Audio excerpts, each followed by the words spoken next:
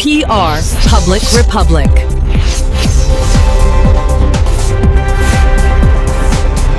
విశాఖ పశ్చిమ నియోజకవర్గంలో పసుపు పండగ.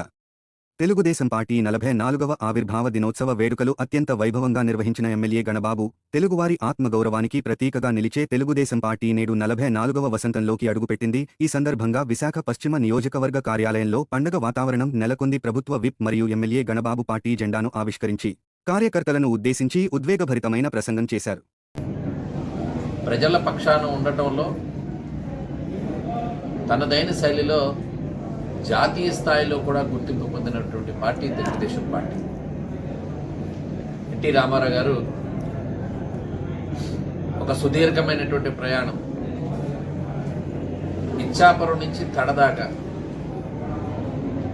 అప్పటికే ఒక సినీ నటుడిగా అతనికి ఉండేటువంటి ప్రజాభిమానం, వారికి ఏదైనా సేవ చేయాలనేటువంటి దృక్పథం, ఒక కఠోరమైనటువంటి వ్యక్తిత్వం, ఒక పట్టుదల ఉండేటువంటి వ్యక్తిత్వం, తెలుగువాడికి అవమానం జరిగిందనేటువంటి ఒకే ఒక కారణంగా అప్పటి కాంగ్రెస్ ప్రభుత్వం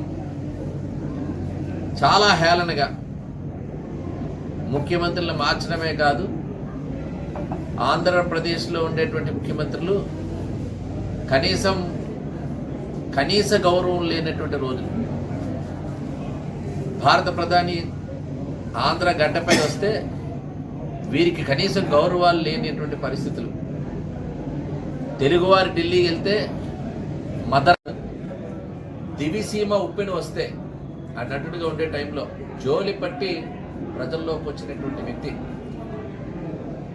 అనేక సాంఘిక పాత్రలో పోషించినప్పుడు సమాజంలో ఉండేటువంటి రుగ్మతలన్నీ కూడా ఆకలింపు చేసుకున్నటువంటి నాయకుడిగా మొట్టమొదటిసారి ఈ దేశంలో తెలుగుదేశం పార్టీ అధికారంలోకి వచ్చిన తర్వాతే సంక్షేమం అనేటువంటిది మొదలైనటువంటి సంగతి ఈరోజు తెలియజేస్తున్నాం. ఆ తర్వాత అనేక రాష్ట్రాలు అవి ఫాలో అయ్యాయి. పేదవాడిని దృష్టిలో పెట్టుకొని ఆ రోజే 2 రూపాయలకే కిలో బియ్యం. నేను అందరూ అనుకుంటాను, ఇప్పుడు పీడిఎస్ వచ్చింది. పబ్లిక్ డిస్ట్రిబ్యూషన్ సిస్టమ్ లేని రోజుల్లో, అంటే రేషన్ విధానం అనేటువంటి లేని రోజుల్లో బియ్యంని 2 రూపాయలకే కిలో బియ్యం అనేటువంటి పథకాన్ని భారతదేశంలో ప్రవేశపెట్టినటువంటి వ్యక్తి. ఆ రోజు మిగిలిన రాష్ట్రాలు కూడా ఆలోచన చేసేటువంటి పరిస్థితి తీసుకురావడం.